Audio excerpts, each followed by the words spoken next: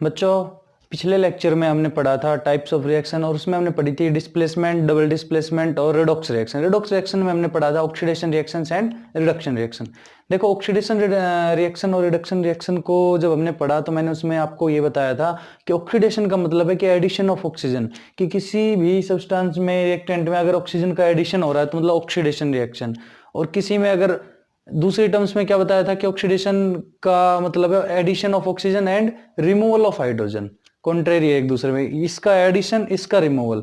मान लो किसी में से ऑक्सीजन ऐड हो रहा है किसी में तो हो रहा है ऑक्सीडेशन रिएक्शन। सेम टाइम मान लो किसी रिएक्शन में हाइड्रोजन रिमूव हो रहा है तो वो भी ऑक्सीडेशन रिएक्शन है। दूसरी तरफ रिडक्शन में क्या पढ़ा था कि एडिशन ऑफ हाइड्रोजन, कि हाइड्रोजन का तो एडिशन हो रहा है तो कैसी होगी रिडक्शन, या फिर रिमूवल ऑफ ऑक्सीजन तो वो कैसी हो जाएगी रिडक्शन रिएक्शन। तो हमने ऑक्सीडेशन रिडक्शन में ये पढ़ा था और मैंने कहा था कि ये ज्यादा कुछ याद नहीं रखना है, उसकी 4 बातें याद रखनी है, एडिशन और रिमूवल वाला। देखो, ऑक्सीडेशन रिएक्शन का जो हमारे लिए इंपॉर्टेंट एप्लीकेशन पार्ट था जो हमारे सिलेबस में है वो है डेली लाइफ में कोरोजन। कोरोजन हमें पढ़ना है और क्वेश्चन इस पे आता है, जनरली इस पे क्वेश्चन आता है कोरोजन के ऊपर कि effects of oxidation in daily life, कि ऑक्सीडेशन का डेली लाइफ पे क्या इफेक्ट पड़ता है। यहाँ से क्वेश्चन आता है सीधा सीधा। तो देखो, जो ऑक्सीडेशन का इफेक्ट है डेली लाइफ पे वो होता है कोरोजन का। कोरोजन एक वर्ड आया आपको, अगर क्वेश्चन आया तो सीधा आएगा डिफाइन कोरोजन, या फिर define rusting of iron, give the chemical equation showing rusting of iron, या फिर कुछ कलरेशन के ऊपर आएगा जो एग्जांपल्स हमने लिखा है। तो लिखो, अपने नोट्स बनाओ, effects of oxidation in daily life, कि ऑक्सीडेशन के प्रोसेस का हमारी डेली लाइफ में क्या इफेक्ट होगा। तो मेरा नाम है मनीष कुमार, मैं पढ़ा रहा हूँ आपको chemistry class 10th। Almost unit खत्म होने वाली है, फर्स्ट यूनिट हमारी केमिकल इक्वेशंस एंड रिएक्शंस, और उसका हमने ये आज 6th लेक्चर पढ़ रहे हैं। इससे पहले हमने 5 बेसिक केमिस्ट्री की वीडियोस पढ़ चुके हैं। 1-2 लेक्चर में हमारी ये यूनिट खत्म होने वाली है। तो स्वागत आप सभी का हमारे चैनल इंसेप्शन एक आरंभ में। उम्मीद करता हूँ सभी को लेक्चर्स बहुत पसंद आ रहे होंगे, आप लोग देख रहे होंगे, चैनल आप लोगों ने सब्सक्राइब कर लिया होगा, और अगर अच्छा लग रहा है तो आप अपने यार दोस्तों को शेयर कर रहे होंगे। चलो शुरू करते हैं आज का लेक्चर। आज का लेक्चर है effects of oxidation in daily life. तो लिखो, when a metal is exposed to substance such as moisture. Moisture क्या होती है? मॉइस्चर होती है नमी, है ना। एयर, हवा या वाटर या फिर एसिड एटसेट्रा, इन किसी इस टाइप की, इन तरह की चीजों के अगर कांटेक्ट में आता है कोई सब्सटेंस फॉर सम टाइम, कुछ टाइम के लिए, मतलब आया और हटा लिया। मतलब जैसे मॉइस्चर है, नमी, गेहूं है, गेहूं की नमी में रखा फिर वापस ले गए तो कुछ तो इफेक्ट पड़ेगा। ऐसे ही लोहा है, बाहर रख दिया बारिश में, क्या होगा, 1-2 दिन में उसका कलर चेंज होना लग जाएगा। वही तो है। A layer of oxide is formed. हवा में क्या होता है? हवा में क्या होता है बताओ? हवा में उगती है gases, oxygen, nitrogen, hydrogen, all types of gases. Maximum क्या होती है? नाइट्रोजन, फिर क्या होती है? ऑक्सीजन। ऑक्सीजन गैस अगर किसी के साथ रिएक्ट करके कुछ बना रही है, मतलब ऑक्सीजन अगर किसी में ऐड हो रहा है तो उसको सिंपली जनरली हम कहते हैं ऑक्साइड्स। तो क्या होगा देखो, when a substance is exposed, when a metal is exposed to substance such as moisture, अगर कोई मेटल इस तरह की सब्सटेंसेस की टच में रखा जाएगा, भाई ये भी तो सब्सटेंस है, एयर, वाटर, मॉइस्चर, ये भी। तो अगर किसी मेटल को हम इनके किसी के टच में लाएंगे कुछ टाइम के लिए भी, तो एक लेयर आ जाएगी किसकी? ऑक्साइड की। Oxide layer is formed which weakens the metal, hence metal said to be corrode. तो कोरोड का प्रोसेस समझे? कोरोजन का प्रोसेस है कि कोई मेटल होगा, मेटल के बारे में पर्टिकुलरली है, उस मेटल को हम पर्टिकुलर सब्सटेंसेस के कांटेक्ट में लेके आएंगे, जैसे मॉइस्चर, एयर, वाटर या एसिड, एक टाइम के लिए लाएंगे। तो उससे क्या होगा कि जैसे उसके टच में आएगा एक लेयर बन जाएगी ऊपर ऑक्साइड की। ऑक्साइड की लेयर क्यों? क्योंकि जो ऑक्सीजन होगी वो उस मेटल के साथ रिएक्ट कर जाएगी, और उसको रिएक्ट करके जो एक प्योर मेटल था उसके साथ रिएक्ट करके एक लेयर बना दी ऑक्साइड की। अब जो प्योर मेटल था उसके ऊपर, प्योर मेटल का जो अपर पार्ट है वो रिएक्ट करके ऑक्साइड की लेयर बना ली। तो इसका मतलब सीधी सी बात है, जो लेयर, मान लो मेटल पहले इतना मोटा था प्योर मेटल, अब इसको हमने वाटर के टच में ले आए, वाटर के टच में आते ही उसके ऑक्सीजन ने रिएक्ट करके, हवा की ऑक्सीजन ने रिएक्ट करके ऑक्साइड की लेयर बना ली, तो उसकी जो मोटाई थी एक्चुअल कम होगी ना। अब ये ऊपर वाली लेयर तो क्या है? ऑक्साइड लेयर है। अब ये प्योर मेटल नहीं रहा, एक तरह से इंप्योरिटी आ गई। तो क्या होगा, उसकी लेयर, उसकी मोटाई कम हो जाएगी मेटल की ऑक्साइड लेयर की वजह से। उससे क्या हो जाएगा? मेटल कमजोर हो जाएगा। तो एक बार फिर से स्टेटमेंट को रिवाइज करो मेरे साथ। When a metal is exposed to substance such as moisture, air, water, acid, etc. for some time, a layer of oxide is formed which weakens the metal, hence metal said to be corrode. समझ में आया कि किसी metal को particular इन substances के touch में हम लाएंगे तो इनके ऊपर ऑक्साइड की एक लेयर बन जाएगी, उस लेयर की वजह से वो मेटल वीकन्स हो जाएगा, कमजोर हो जाएगा, और उस प्रोसेस को कहेंगे कोरोड होना। एग्जाम्पल इसका बहुत ही favourite example rusting of iron. देखो कोरोजन और rusting of iron different different चीजें हैं।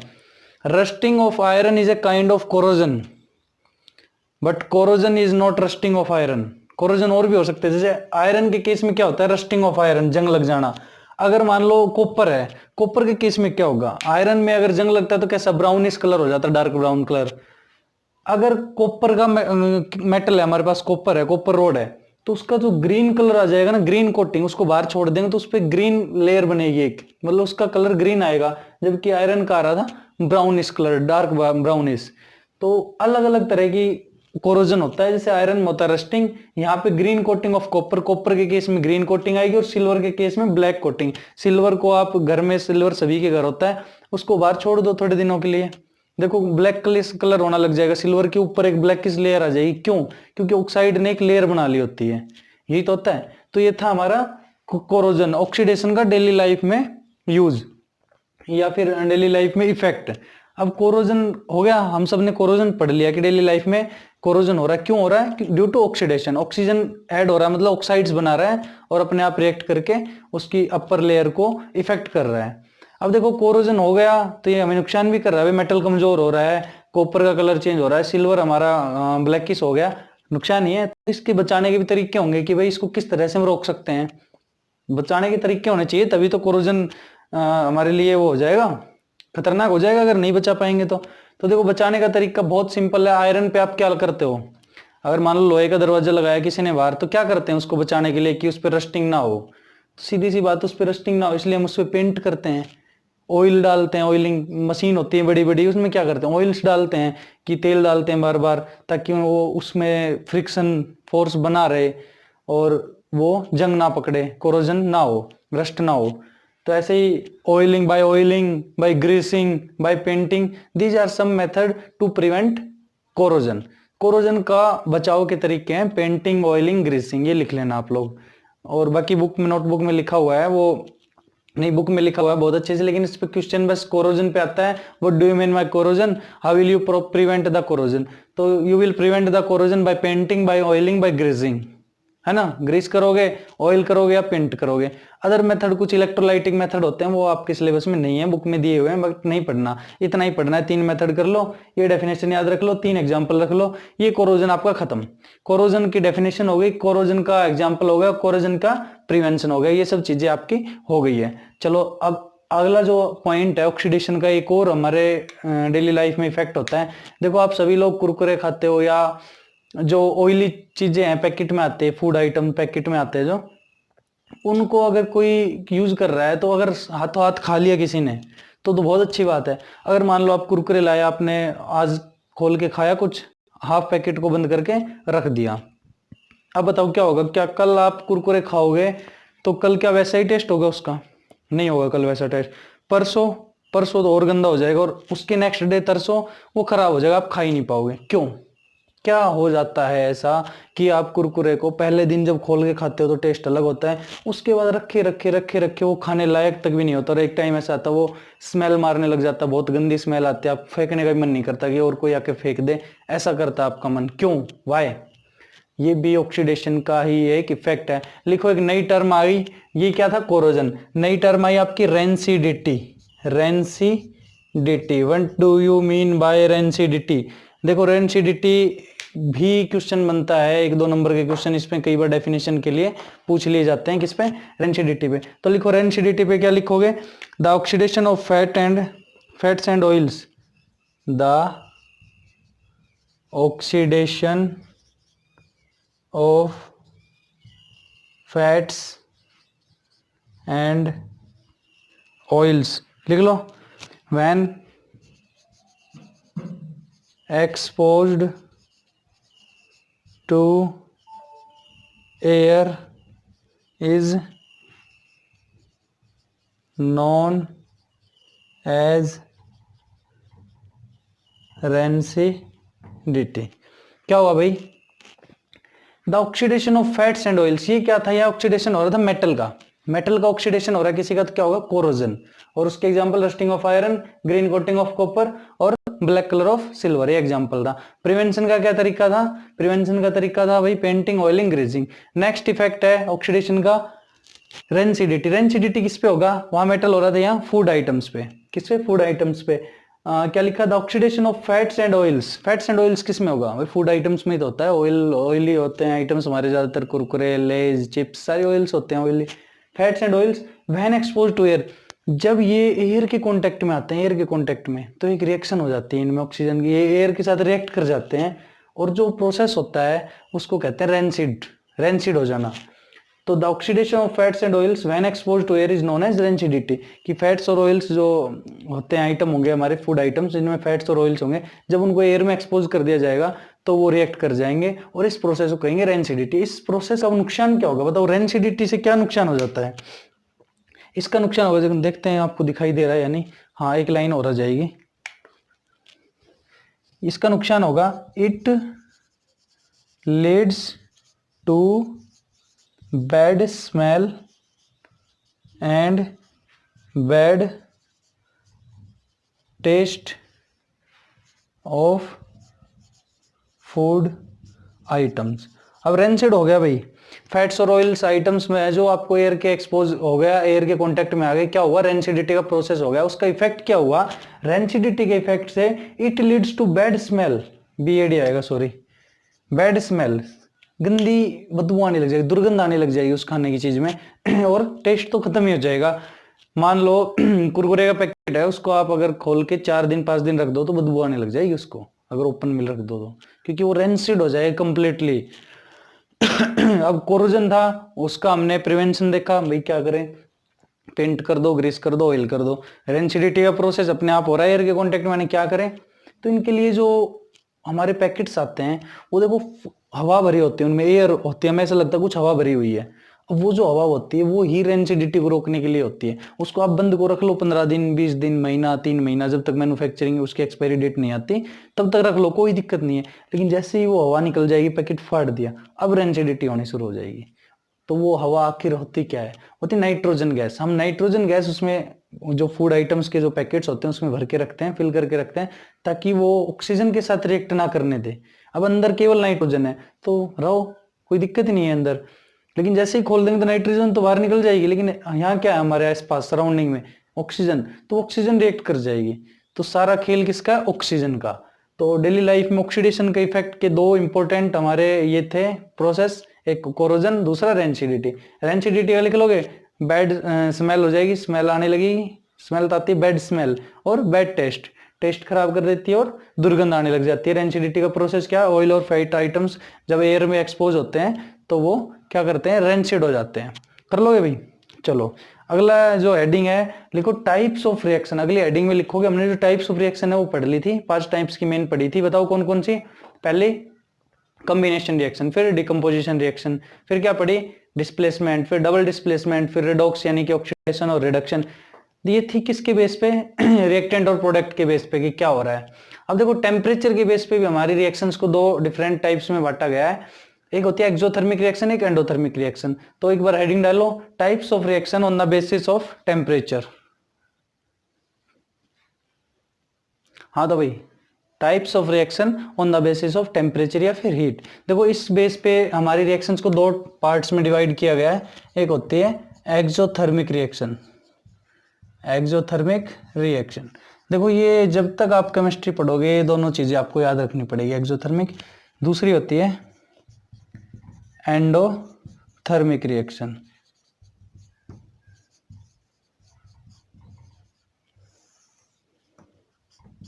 एक्सोथर्मिक रिएक्शन और एंडोथर्मिक रिएक्शन, सीधी सी बात याद रखना हमेशा के लिए। एक्सोथर्मिक रिएक्शन में हीट रिलीज होती है, एक्सोथर्मिक रिएक्शन में हीट निकलती है। एंडोथर्मिक रिएक्शन में हीट चाहिए होती है रिएक्शन करने के लिए, या फिर एंडोथर्मिक रिएक्शन में हम हीट देते हैं।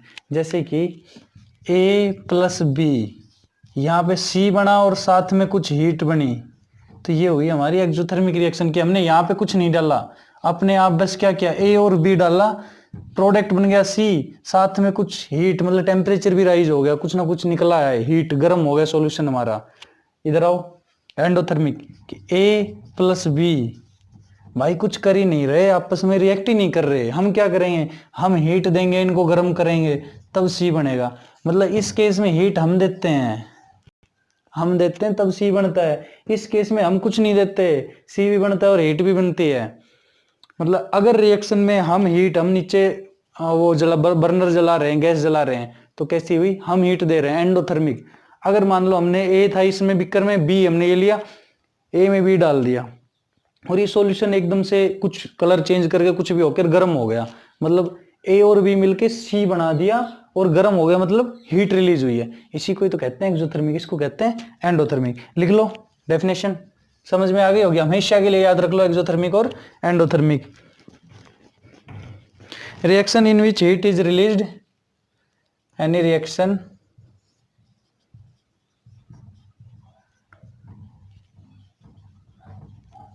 in which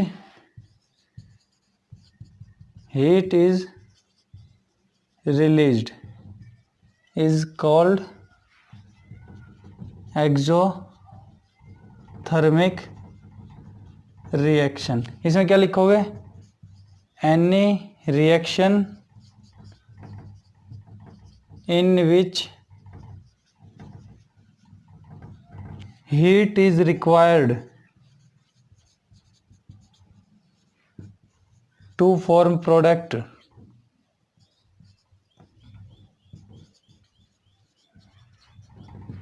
is called endothermic reaction। भाई जिस रिएक्शन में ए और बी अपने आप मिल जाएंगे और साथ में सी बनाएंगे और हीट देंगे, तो उसको क्या कहेंगे, एक्सोथर्मिक रिएक्शन। राइटिंग में मत चले जाना, मैं वही देख रहा था, काफी बुरी आ रही है, कोई बात नहीं, मैं मुंह से बोल रहा हूं, सुन लो। Any reaction in which heat is released is called exothermic reaction. कोई रिएक्शन जिसमें ए और बी मिलेंगे, सी बनाएंगे और साथ में हीट भी देंगे, कुछ ना कुछ टेम्परेचर राइज होगा या कुछ बबल्स निकलेंगे, कुछ भी हो, गर्म हो कर रहा है, टेम्परेचर बढ़ रहा है, तो उसको कहेंगे एक्सोथर्मिक। अगर कोई रिएक्शन ऐसी है जिसमें ए और बी मिला दे और कुछ नहीं हो रहा, फिर हम उसमें कुछ हीट देंगे, फिर जाके सी बनेगा, उसको क्या कहते हैं, एंडोथर्मिक रिएक्शन। एग्जाम्पल में क्या लिखोगे एक्सोथर्मिक का, लिखो burning of natural gas, burning of natural gas. क्या करते हो, जो मीथेन होती है ऑक्सीजन के साथ कांटेक्ट में आके CO2 और H2O बना लेती है, साथ में हीट देती है भैया। ये जो हीट देती है, ट्रायंगल मैंने बताया था ना, ट्रायंगल का मतलब क्या होता है, हीट। बर्निंग ऑफ गैस, क्या लिखोगे, गैस गैस गैस, ये भी वेपर्स बनते हैं गैस, और वो क्या हो गई, हीट। तो burning of natural gas, natural gas जब बर्न करने लग जाती है तो वहां पे क्या होता है, हीट निकलती है। तभी तो ज्यादातर हम जो गैस यूज करते हैं इनमें क्या होता है भाई, हमें हीट ही तो चाहिए होती है। एक बार हमने स्पार्क दिया, उसके बाद वो एक्सोथर्मिक रिएक्शन है, बहुत ज्यादा अमाउंट में हीट देती है हमें, कंबशन करती रहती है। हम गैस जलाते हैं LPG, क्या होता है, गैस पे एक छोटा सा शुरुआत ही तो करते हैं ताकि आग पकड़ ले, उसके बाद क्या, गैस आती रहती है, जलती रहती है। वहां सिलेंडर में क्या है, ए है, यहाँ अपने आप वो बन रही है, फायर बन रही है, तो मतलब प्रोडक्ट भी बन रहा है और टेम्परेचर भी राइज हो रहा है। तो ये क्या होगी, बर्निंग ऑफ नेचुरल गैस किसका हो गया, exothermic reaction. Endothermic reaction, any reaction in which heat is required to form. हमने देखो डिकम्पोजिशन रिएक्शन पढ़ी थी, 3 टाइप की, हीट की, इलेक्ट्रोलाइटिक की, और मतलब थर्मल, इलेक्ट्रोलाइटिक और फोटोलाइटिक। तीनों के जितने भी एग्जांपल है, कोई सा वाला लिख लो, सारे एंडोथर्मिक रिएक्शन, क्योंकि वहां हम दे रहे हैं खुद। जैसे ही हमने हीट देनी बंद की, रिएक्शन रुक जाएगी। लेकिन यहाँ देखो नेचुरल गैस के उसमें एक बार लाइटर से छोटा सा स्पार्क कराया, शुरू कराई बस रिएक्शन, उसके बाद हम बार बार लाइटर थोड़ी मार रहे हैं, गैस चली जा रही है, बर्न हो रही है, दे रही है हमें हीट। लेकिन यहाँ पे हम जैसे ही रोक देंगे हीट देना, वैसे ही वो वहीं की वहीं रुक जाएगी, रिएक्शन आगे बढ़ेगी ही नहीं, सी बनेगा ही नहीं, यहाँ ए और बी पे रुक जाएगा। लेकिन यहाँ पे रिएक्शन शुरू होने के बाद हीट मिलेगी जब तक हम चाहेंगे, बिना दोबारा कुछ स्पार्क दिए। तो ये फर्क होता है एक्सोथर्मिक और एंडोथर्मिक। इसमें एग्जाम्पल में लिख लेना, जो इलेक्ट्रोलाइटिक और फोटोलाइटिक या फिर थर्मल डिकम्पोजिशन के जो भी एग्जाम्पल है, क्योंकि सब में हम हीट दे रहे हैं, सब में हम एनर्जी दे रहे हैं, एनर्जी है ना, हीट इज रिक्वायर्ड, हीट कोई एनर्जी कहते हैं, एनर्जी बोल लो हीट बोल लो एक ही बात है। तो जिसमें एनर्जी रिलीज हो रही हो वो होगी एक्सोथर्मिक, और जिसमें एनर्जी चाहिए हो उसको कहते हैं एंडोथर्मिक रिएक्शन। तो बच्चों आज के इसी टॉपिक के साथ आज का लेक्चर खत्म करते हैं। उम्मीद है आपको समझ में आया होगा, नहीं आया होगा तो आप लोग डाउट प्रॉब्लम पूछेंगे मुझसे, और बहुत ही जल्दी ये चैप्टर खत्म होने वाला है। हम एनसीईआरटी के सारे क्वेश्चंस करेंगे। अपनी फेयर नोटबुक कंप्लीट कर लीजिएगा और क्वेश्चंस के लिए तैयार रहिए, पुराना रिवाइज करते रहिए, बेसिक केमिस्ट्री को कभी भी भूलना मत। मिलते हैं अगली वीडियो में, तब तक के लिए stay home, stay happy, stay healthy. Thank you.